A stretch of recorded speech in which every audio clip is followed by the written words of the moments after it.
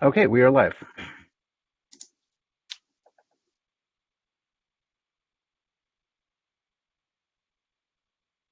Great.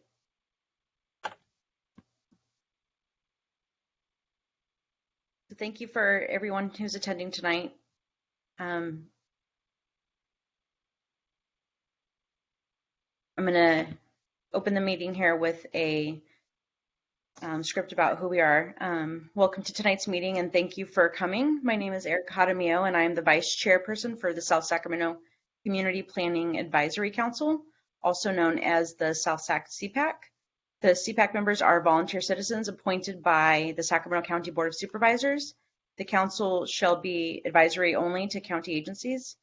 The purpose of the CPAC is to encourage citizen participation in the planning processes, provide local forums to develop and propose community goals and objects, to serve as a local sounding board for new proposals offered by county staff and others, and to assist the county planning agencies and the Board of Supervisors in carrying out approved community plans and the county's general plan.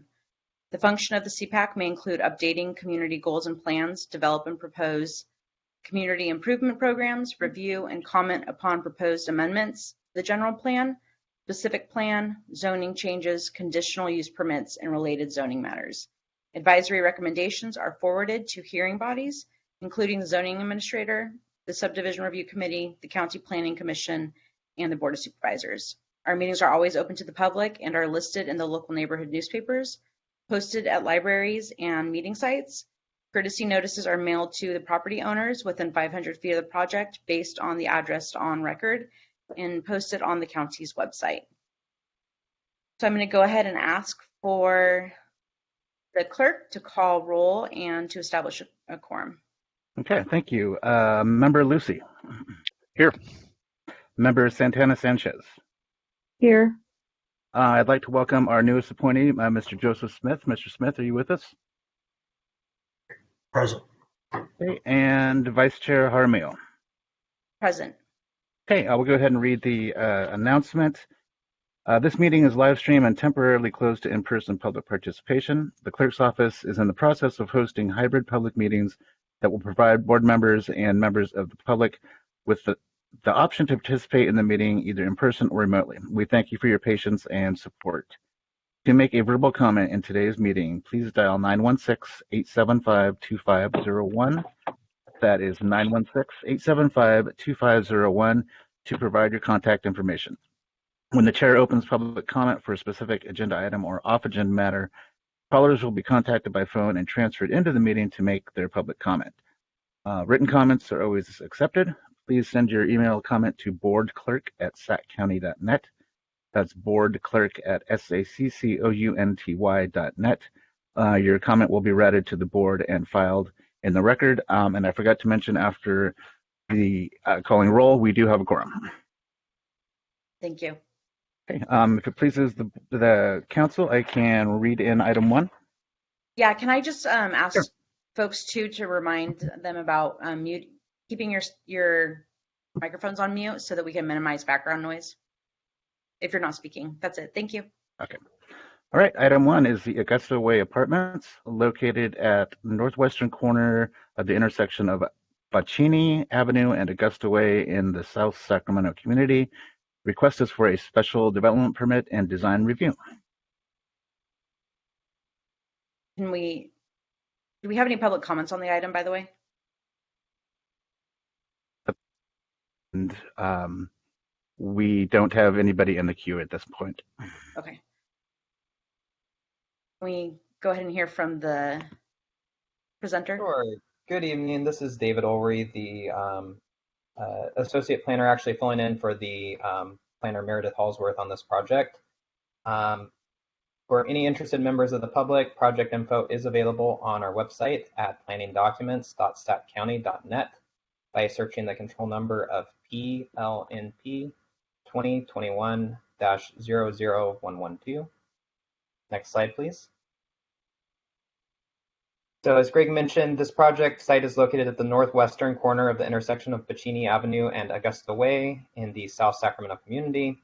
The site is currently undeveloped and is within the Old Florintown Special Planning Area. and is surrounded on all sides by the special planning area zoning. The request is for a special development permit to allow a reduction in the landscape planner width between the parking lot and the right-of-way, a reduction in the width of the landscape planner surrounding the trash enclosure, a reduction in the setback of the covered parking carports from the property line, a parking reduction of 15 tenant off-street parking stalls to 10 covered stalls, and 5 off-street unassigned tenant and guest parking stalls allocated to street parking, and the use of a metal modular manufactured carport to facilitate the goal of low-income affordable housing. Next slide, please. And as well as a design review to comply with the countywide design guidelines. Next slide, please. So here is the site plan showing the proposed 2-story apartment building and parking lot with access from Augusta Way. Next slide, please. And this is the landscape plan showing the proposed plantings. Requested landscaping deviations are what I just noted. Next slide, please. And here are the proposed elevations from 4 sites. Next slide. And so key points, the project is located within the Old Florentown Special Planning Area. It's currently undeveloped and is subject to the provisions of the California Environmental Quality Act. And the final hearing body on this one is the Planning Commission. Next slide. And that concludes my presentation. The applicant and architect are in attendance. I want to go ahead and welcome if they want to share anything about the project or if they want to speak. I'm Cy Swagler, the architect. No, I have nothing to say at the moment, unless you have a question to ask me. Okay, thank you for being here. I'm going to go ahead and open questions to my colleagues.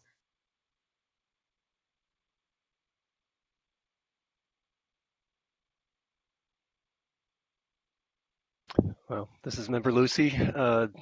I would like to get a better understanding of how much of a setback compared to what is required. This is, for all of these requirements, it's very vague. Can you show us?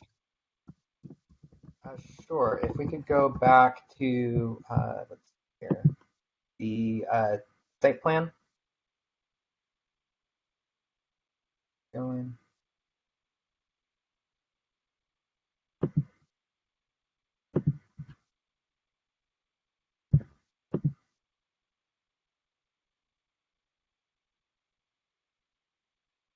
Oh yeah, right there. Oh. Okay, so their the setback for covered parking is 10 feet, and I believe they have a setback of 7 feet, if I'm not mistaken. Sice, can you confirm that?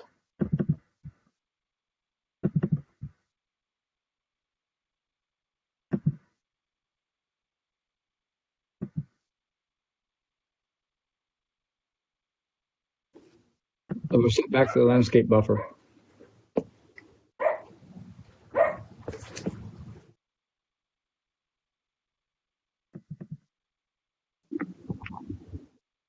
So the landscape buffer, the required is 7 feet, or actually 8 feet, sorry about that.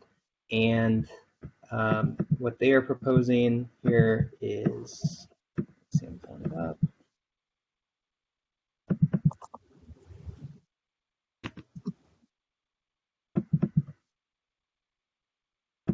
They're proposing a 6-foot landscape buffer as well as a 5-foot setback for the covered parking.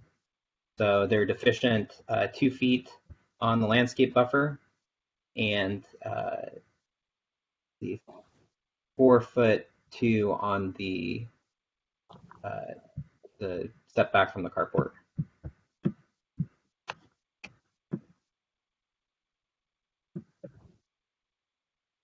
So in the plan that you have now, setback from the north boundary or all sides, or what for the parking? Oh, for the trash and or the yeah.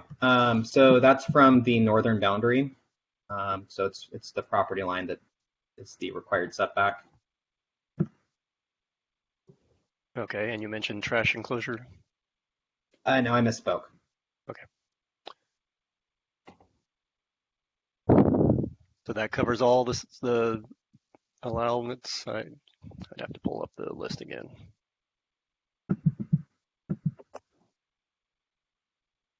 So yeah, they did redesign the project to meet the 5-foot trash enclosure setback. So that has been done.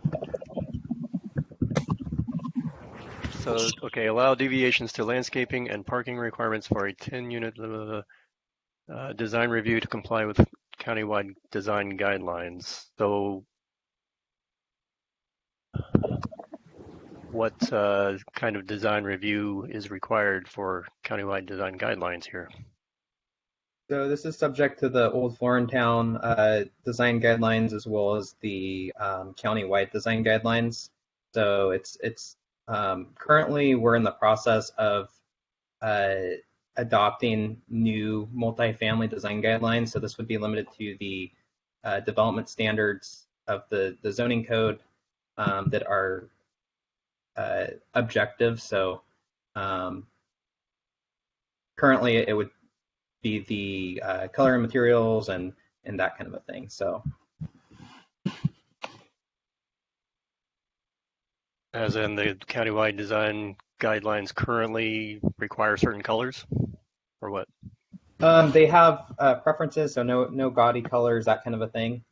But the Design Review Advisory Committee will be reviewing this project as well, and they are our design experts.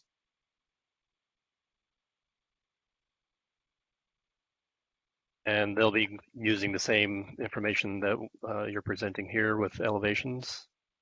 Right, they'll have the elevations, the site plan, the landscape plan. They're kind of our subject matter experts on the countywide design guidelines.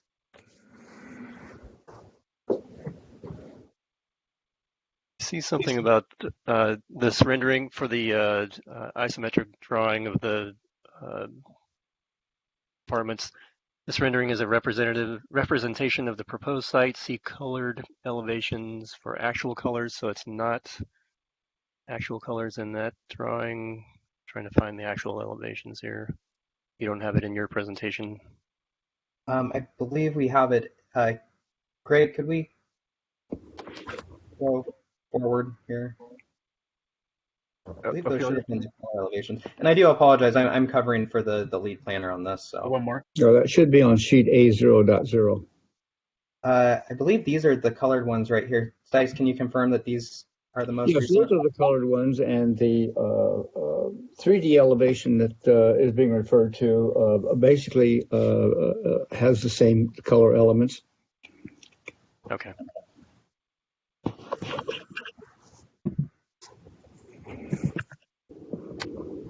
And you don't have that to share? A0.0 is the sheet. Looks like a lot of neutral colors, grays and tans. Yeah, that's and correct. white. Grays and whites. Okay. Light grays, for the most part. Okay. I would not call that A gaudy. little bit darker than you would normally see them, so that they're visible on a black and white sheet. Okay.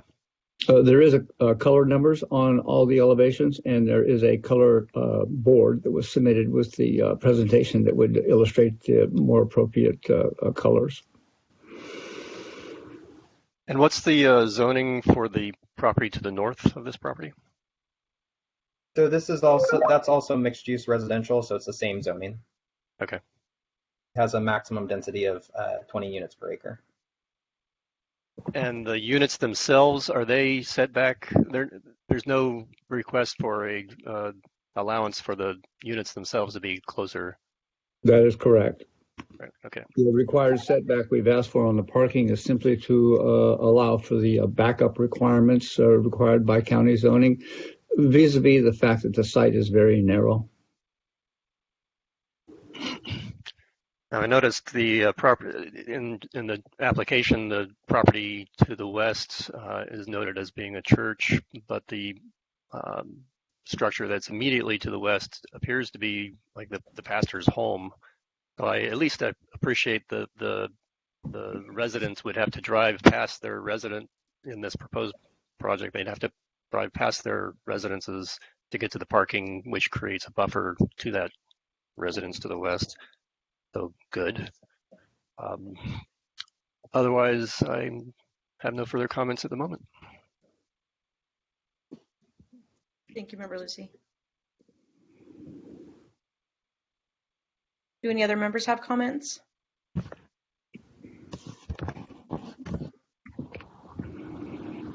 Member Lourdes Santana Sanchez, I have no questions at this time. Thank you. Okay, well, I have a couple questions if no one else does. When you say 10 units, are these rooms, so 10 rooms, or are these 10 actual spaces for an individual to rent? There are 10 actual spaces to rent. And how many, so like single rooms then? Bedrooms?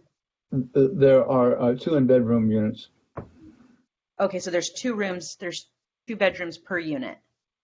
Oh, that is correct. Okay, in all of them? I'm checking that right now. If you'll give me a moment, I'll try to verify that for you. This is David with planning. I think that the term affordable might be a little bit misleading. They're just standard apartment homes. Okay, so this could be market rate. That is my understanding. Dice, could you confirm that? Yes, that's true. Can, They're basically we're basically all 1-bedroom units. they're all 1-bedroom units. Just a moment, please.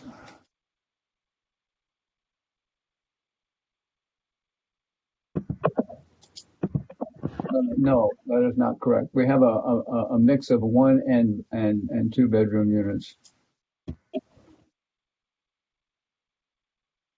Let me see if I take a look at the front sheet.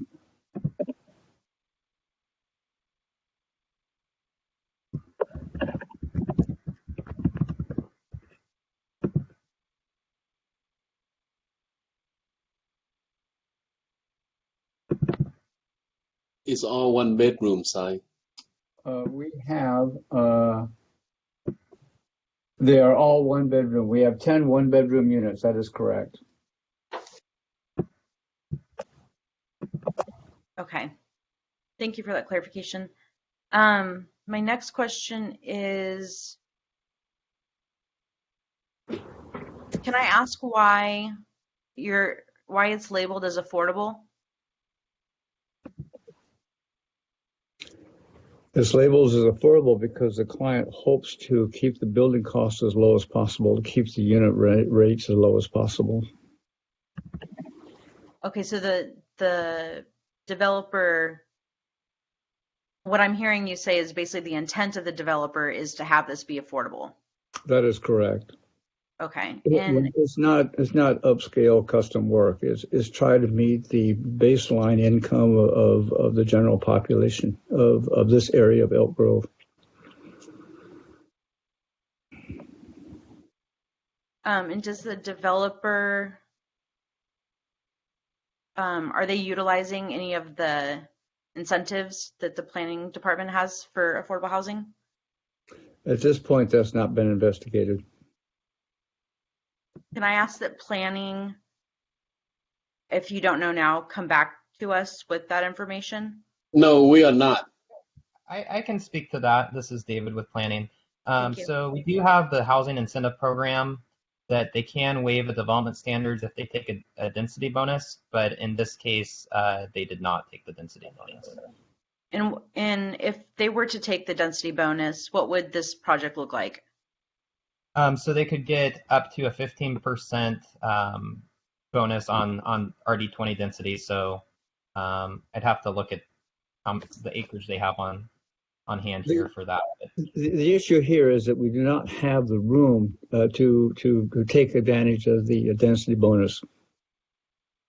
Okay, on the parcel itself? Yes, we are limited as to what we can do. So the density bonus doesn't give us an advantage. Okay.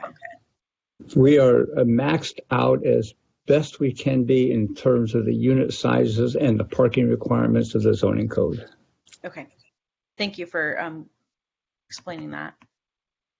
The other question I have is what material is being used? Basically, it's plaster and composition roofing. And is there any, in the costs, are there any, is there an idea of like maintenance?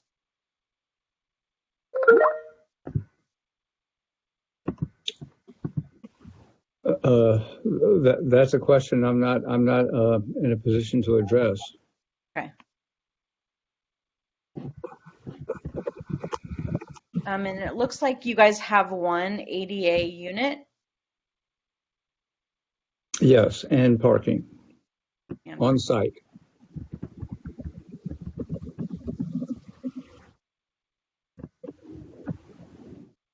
Okay, thank you. I appreciate this project. I appreciate the developer with the intent to want to build affordable housing.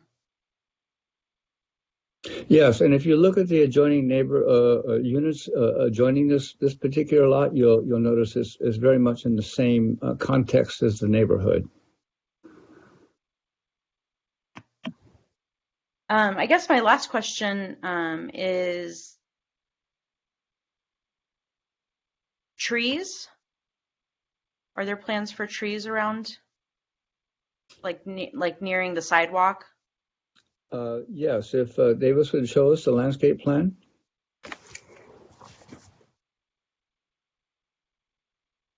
Up there we go. Oh, there we go. What kind of trees, if you know, do you know what kind of trees you're planning on planting? Yes, once again, you'll have to give me a moment to get there.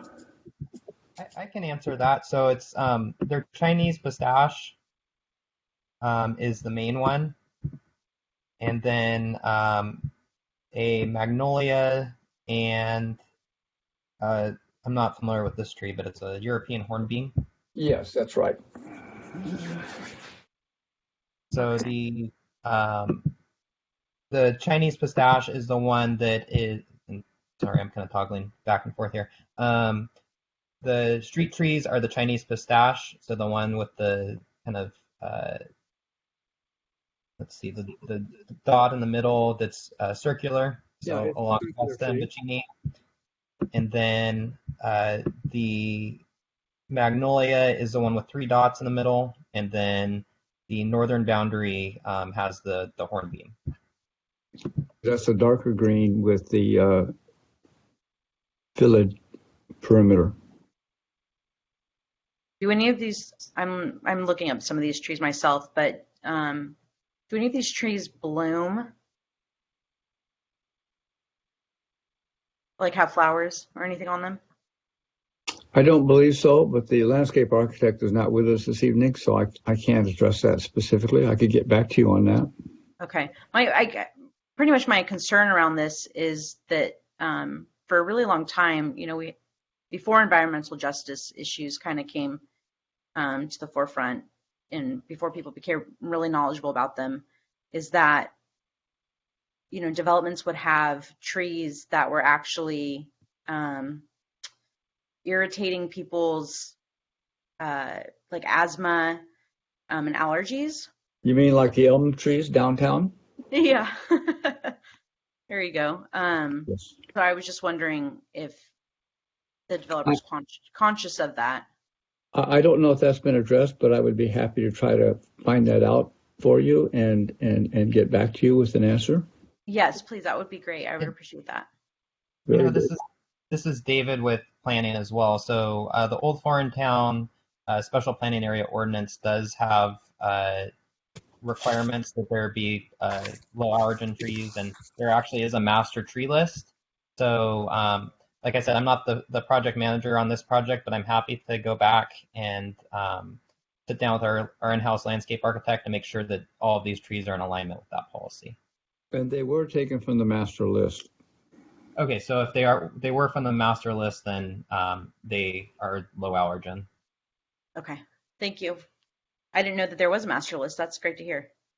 Yeah, it's specific to the special planning area, so it's the corridor plan. Okay. Those are, I guess, well, actually, last question. Was there any community engagement done on this, or anyone that you talked to from the neighborhood? As of yet, there has not been. With the COVID issue that we've been going through, we've not been able to enact our intent to have a public meeting to discuss it with the neighbors. Okay. Okay, thank you very much. Those are all my questions. Before I go to public comment, I'm going to give one last ask to other members if they have any questions. Yeah, this is Member Smith. I wanted to know if there's public transportation anywhere near the project. Yes, we're just off of Florin Road, and I don't know the exact distance to the nearest bus stop, but there is public transportation running up and down Florin Road. Was I correct when I was looking through it earlier that you had some places for bicycle parking? So that is correct. Is this a bicycle-friendly area? Are there any bicycle lanes or anything developed in the area yet? It would be my suggestion to say no, but nonetheless, we have followed the zoning code and their requirements for bicycle parking. Great. This is Dave with planning. So just to clarify, DOT did recently redo this stretch of Florin Road, and there are protected bicycle lanes. Great, thank you. My last question, was there any facility built in for laundry service, or are they built into the units? They are built into the units. Okay. That's all my questions. Thank you. Thank you, Member Smith.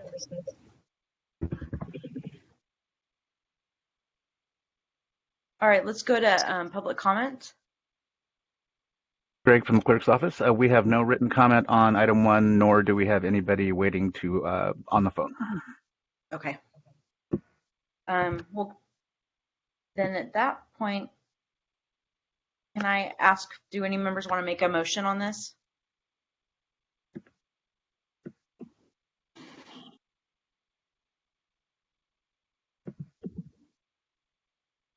This is Member Lucy. I recommend, I make a motion to recommend approval. Thank you, Member Lucy. Member Lucy's making a motion to approve. Can we have a second? I'll second the motion. Florida Santana Sanchez. Thank you, Ms. Santana Sanchez. Ms. Santana Sanchez makes a second. Okay. If it pleases the council, I will call the roll for a roll call vote. Please. Okay. Member Smith? Yes. Member Lucy? Yes. Member Santana Sanchez?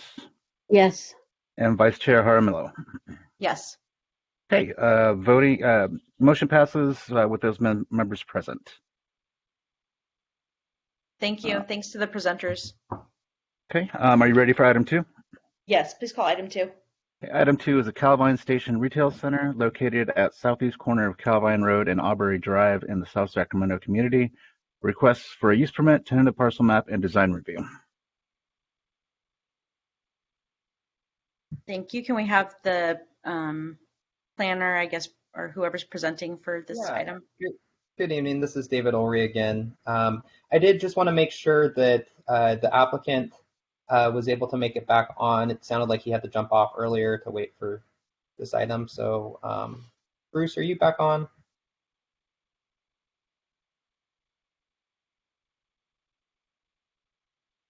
Can you hear me now, David? Yes. Now I can hear you. Yeah, Perfect. I'm back on. Yeah. Okay. So once again, this is the Calvine Station retail project. Next slide, please. So it's located at the southeastern corner of Calvine Road and Aubrey Drive in the South Sacramento community. We did go through a special planning area ordinance change recently in this vicinity. So this site was previously the site of the light rail for the Calvine and Aubrey. It was a designated light rail station for that Calvine station special planning area. As we know, that was rerouted to the college, but just for some historic context there, the site's currently undeveloped, and it has a drainage basin to the south and east, and apartment homes to the west, as well as drainage and low density residential to the north. Next slide, please.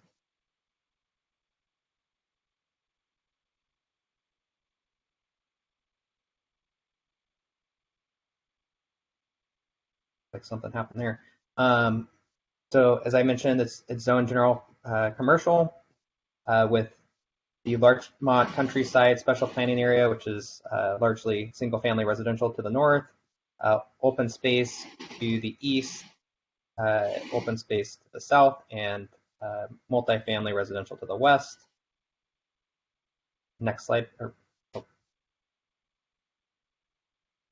Next slide, please.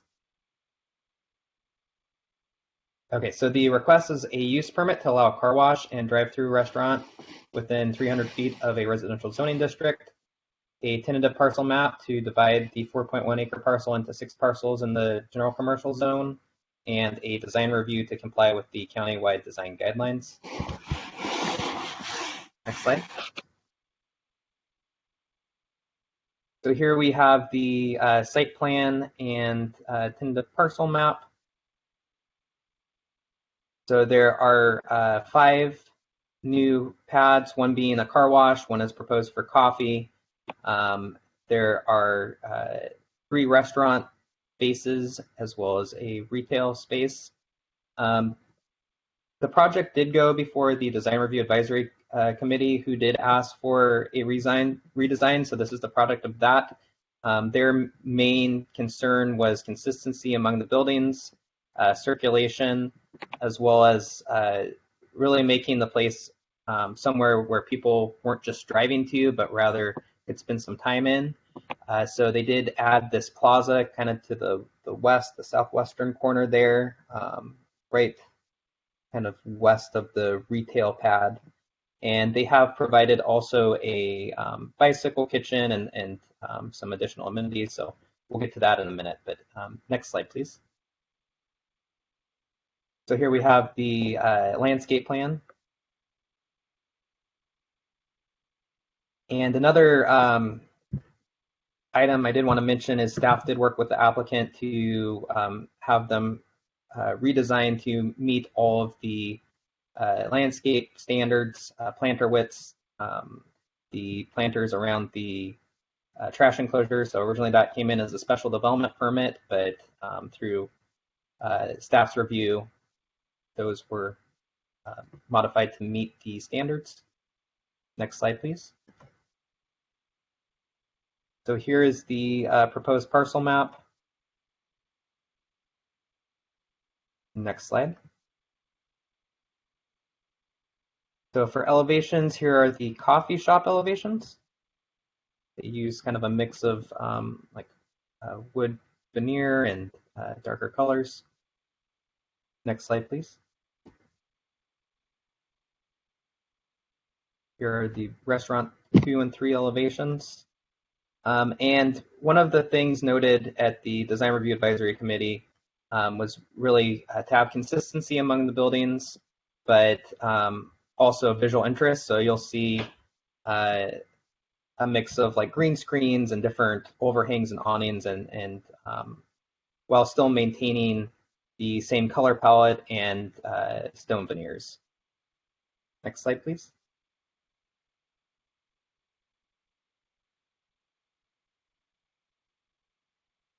And this is the retail pad.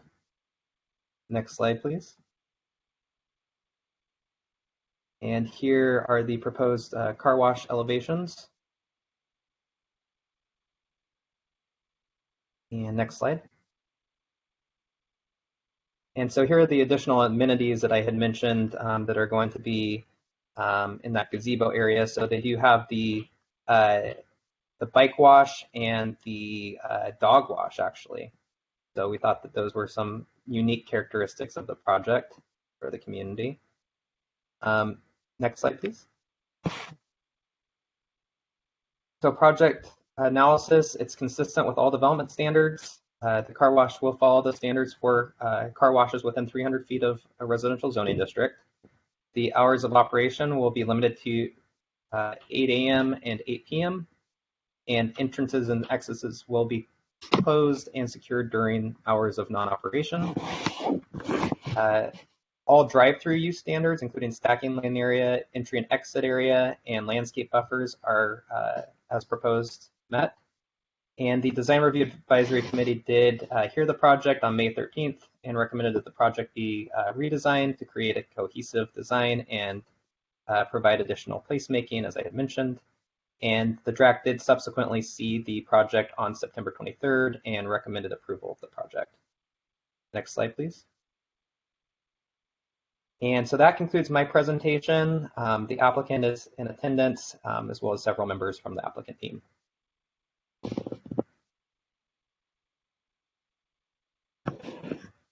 Thank you. Do applicant members want to share anything or?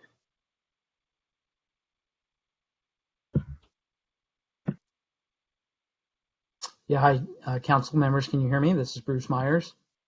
Hi, Bruce. Hi. So I'll just have a brief presentation for you, just verbal. So this property is one of the last remaining undeveloped parcels in this area of the county. As David mentioned, it was originally planned to be a light rail station until SAC-RT had a change of plans. Tracy Canfield from SAC-RT is on the call, so she can speak more to the property history if you're interested. And then the Board of Supervisors recently rezoned this property to general commercial and rescinded the old special planning area overlay, which had been based on the light rail station use. Our current proposal now complies with the new general commercial zoning and with the county's design guidelines, as David mentioned. And the project's been designed to cater to customers arriving by car, by bus, by bicycle, or by foot. The staff and the Design Review Advisory Committee have done a really excellent job of reviewing the project plans and providing comments. And the current layout is the culmination of those comments, and we believe it will be a positive amenity for the neighborhood. My design team and I are available to answer any questions that you may have. And we also have a representative from the car wash operator if you have any questions for them. That's my presentation. Thank you. Thank you.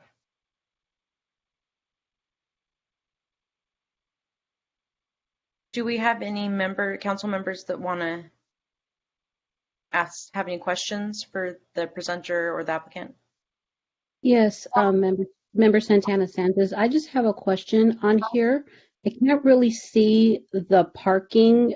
Is there a number of parking spaces? And also, where would the overflow of cars be? Would that be in the neighborhood if there wasn't any space to park?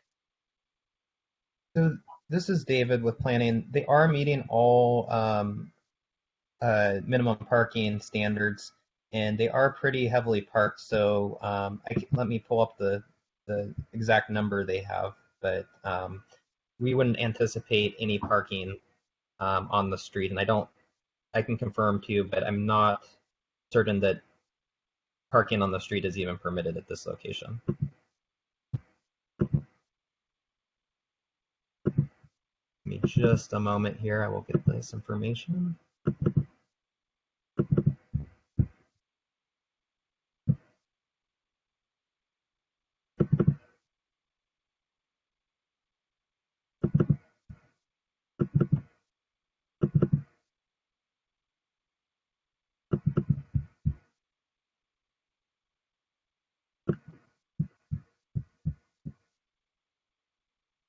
Okay, so they are providing a total of 62 spaces, 9 of which are accessible, 7 are electric vehicle, and 46 standard 9x19 spaces. Very good. And Thank you. the requirement per the zoning code is 55 spaces based on 4 spaces per 1,000 feet of building.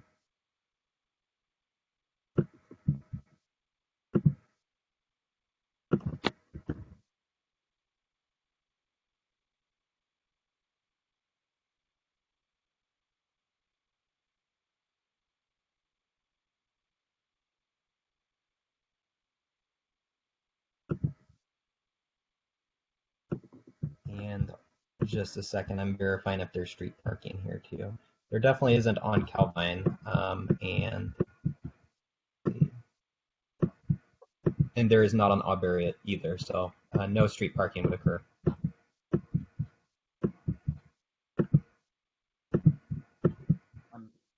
Hey, David, I think there's parking on the opposite side of Auberry that's available.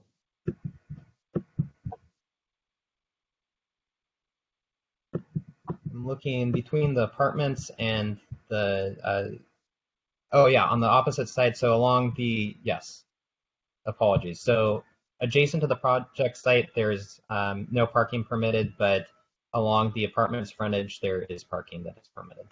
Thank you, Bruce. You can thank Google Maps because that's what I'm looking at.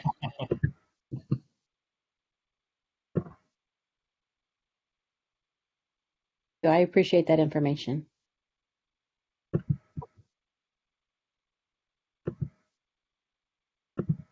Do we have any more questions or comments?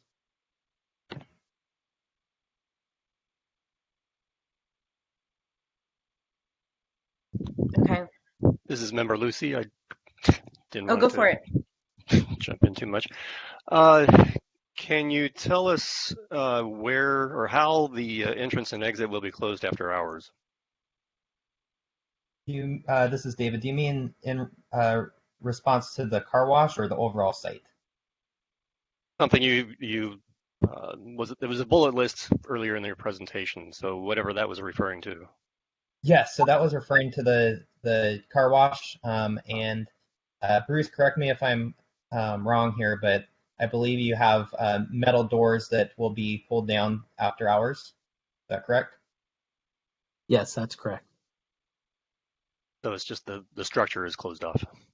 Right, and I think that came from a few years back. We had some issues with kind of transients ending up kind of making camp in the car washes at night. So that was in response to that. Okay. And the reason this is coming before us in part is because it's 300 feet from residences to the west or also to the north? It's to the north and the west, as well as for the parcel map to divide the property. Right. Okay. Can you point out where the bike washing and the dog washing station is? Yeah, Bruce, you might be better at explaining this than I, but it's kind of just to the west of that retail. It's in the plaza area adjacent to the car wash, David. Sorry, I'm having some. I don't know if you can hear that also, but I was saying that the dog wash and the bike wash are located in the gazebo immediately the car wash. So there's kind of a little plaza area there with benches and some vending machines and again those other amenities. Sorry, you were kind of cutting out. Are you saying it's where the patio is to the north of the car wash? Correct. That's right. Okay. So, yeah, that was part of what we added in response to the comments from the design review committee. So it's both the bike wash and the dog wash are under that patio? Yes, that's correct. Okay. And Bruce, hello everyone. This is Isaac with Blue Wave Car Wash Express. I do have some renderings that I could screen share if that's of interest to anybody as well. Unfortunately, if we don't notice the materials, we can't really show any materials not included in the presentation.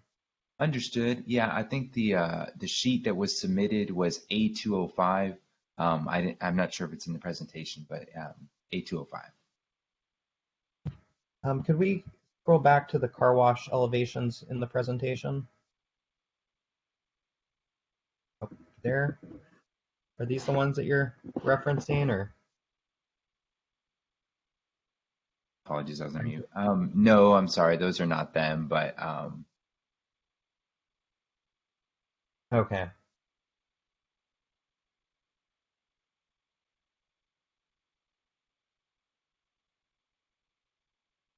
Okay, I'm looking through.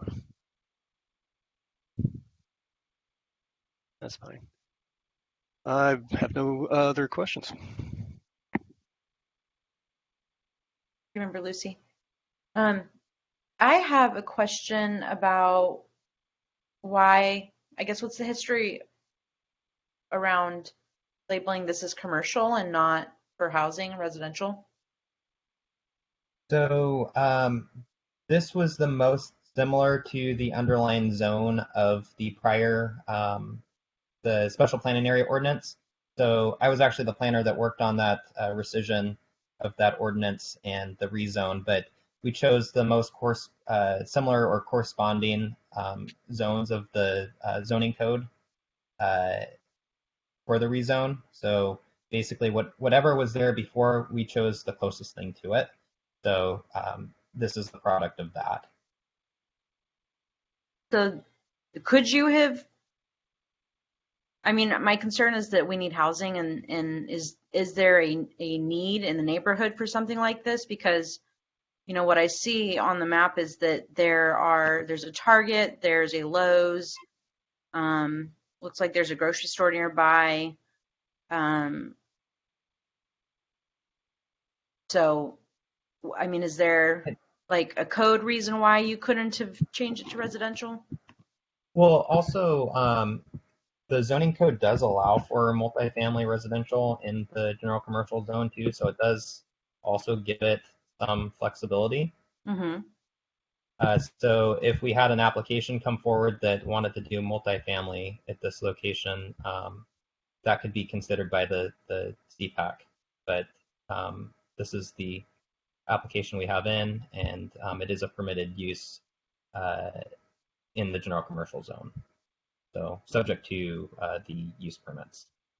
Even prior to SAC-RT, because my other question then would be, I mean, do you guys give notice to housing developers that this changed?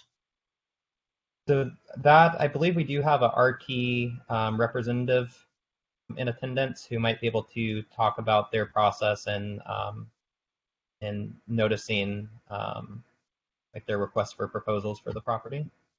David, I also just, this is Bruce Myers again. I just want to mention that early on in the process, we talked with not only staff at multiple levels, but also with a couple of the supervisors, and to get back specifically on this question of whether the site should be potentially a housing site or commercial. And the consensus was that commercial was the desired use in this location. Interesting. Okay. This is Tracy Canfield with Regional Transit, and I can give you a little bit of the history on that. We actually, our board declared the property surplus back in 2015, and back then we did, do the required noticing. This is the, then when we put it out for sale, this is the developer that expressed interest, and so we entered into the purchase sale agreement with Catalyst in 2019. Okay, so this was declared surplus property? Yeah, back in 2015. And were affordable housing developers notified that there was surplus property available? We went through our standard notification process. Back then, there wasn't requirements for specifically targeting affordable housing developers. Okay. I mean, you're aware of the Surplus Land Act, right? Right. Yeah. But this was surplus years ago, so there was different rules back then on the requirements. The property we surplus now, where we're required to go through, the state Surplus Land Act requirements. Okay. Okay, thank you. Those and are all the uses of these buildings permanent? So like I see one labeled as a restaurant, retail. I mean, that's the intended uses now. Not all the tenants have been identified at this point. Okay. So, yeah. Okay, thank you. Last call for any other members to make who have questions. Yes, this member Smith. Two questions. I guess I'm going to go two completely different directions with my question. You said is there provision for bicycle parking on the site? Yeah, correct. There's bicycle racks in front of all buildings. Okay. And I thought I heard kind of in passing that the area had been a place where people experiencing homelessness had been setting up camps. Is that correct? I'm not aware of that. I think the homelessness reference was in the car wash use in general. The county had some instances where homeless had gotten into the car washes and kind of stayed overnight. And so that was a concern by the community, and that's why the metal door closing requirement in the off hours came into being. Okay, so there's no homeless encampments or anything already on the site? I think the nature of like this homeless, it's hard to say on any given point, but upon staff's visit to the site, none were identified. Yeah, we haven't been aware of any homeless encampment on this site in the time that we've been involved in it, which has been several years now. Haven't had any issues either at RT. Okay, good. I just wanted to check on that. Thank you. Yeah. And just on another note on the bikes, when I was looking on Google Maps, we also have bike lanes on both sides of the property frontage, both Calvine and Auberry. And there's also a bus stop, by the way, at the front on Calvine. That's why I was mentioning earlier in my presentation that the site's accessible for folks traveling via bus as well. Are there bike lanes along those roads? Yes, bike lanes on both Calvine and Auberry, and a bus stop on Calvine. Very good. Thank you.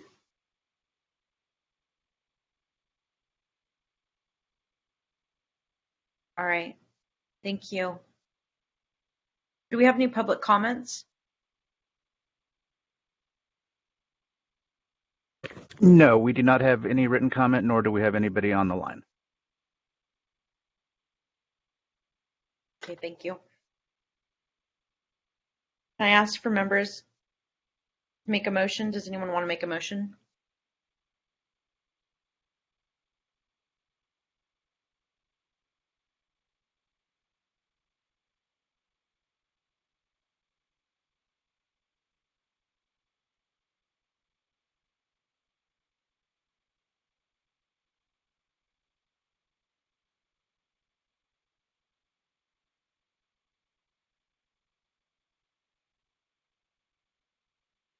We have no motions.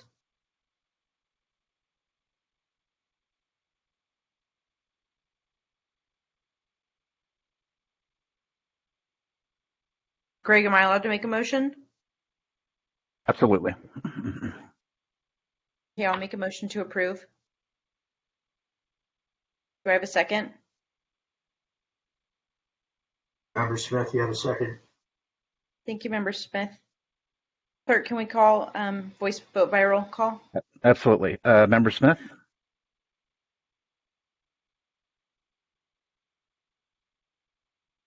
Member Smith? Yeah. Okay, thank you. Member Lucy? Member Santana Sanchez? Yes. And Vice Chair Harmel. Yes. Okay, motion passes unanimously with those members present. Would you like me to move on to item 3? Please. Okay, item 3 is a staff update. Do planning staff have any updates for the CPAC? This is David. Planning has no staff updates tonight. Okay, item 4 is council member comments.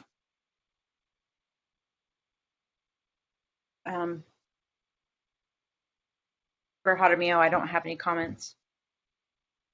Okay, would you like me to move on to item 5? Are there any other members Oh. who have comments? Santana Sanchez, I have no comments at this time. Member Smith, no comments. Member Lucy, no comments. Thank you. Go ahead, Greg. Okay, item 5 is public comments, and we have no public comments written or nobody on the phone, so we have no public comment. Thank you. With that, I will make a motion to adjourn.